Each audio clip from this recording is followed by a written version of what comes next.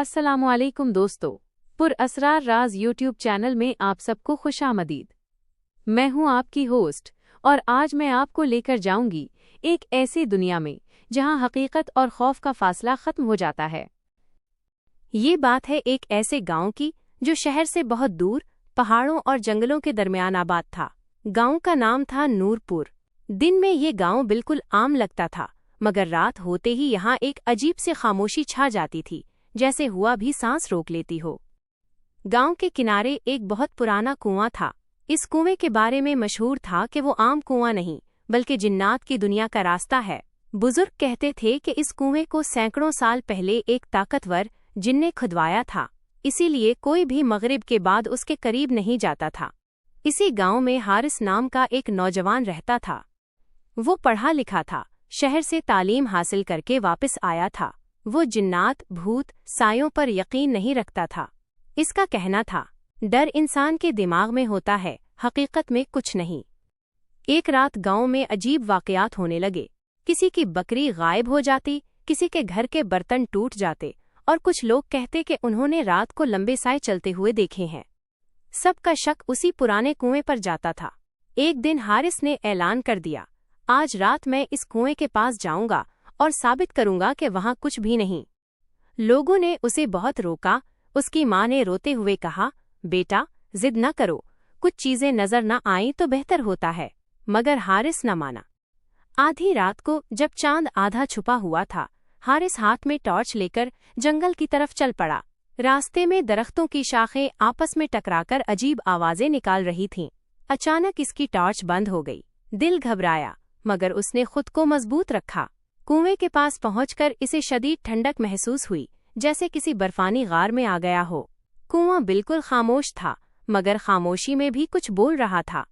अचानक कुएं से आवाज आई, आखिरकार तुम आ ही गए इंसान। हारिस का खून खुश्क हो गया। कौन है? उसने कांपती आवाज में पूछा।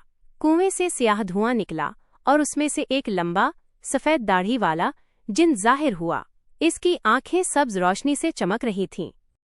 मैं नज़ार हूं, इस दुनिया का निगहबान। हारिस घुटनों के बिल बैठ गया। मैं आपको नुकसान नहीं पहुंचाना चाहता, नज़ार ने गहरी आवाज में कहा। इंसान अक्सर नुकसान नादानी में करता है। ये कुआं हमारी दुनिया का दरवाज़ा है, मगर तुम लोगों ने इसे खेल बना लिया है। इसी लम्हे जमीन हिलने लगी।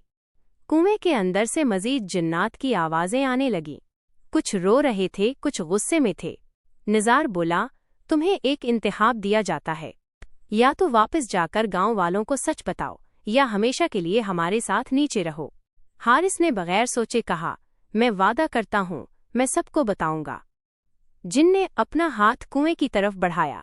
अचानक हारिस खुद को कुएं के अंदर गिरता हुआ महसूस करने लगा, मगर वो गिर नहीं रहा था, बल्कि किसी और दुनिया में जा रहा था।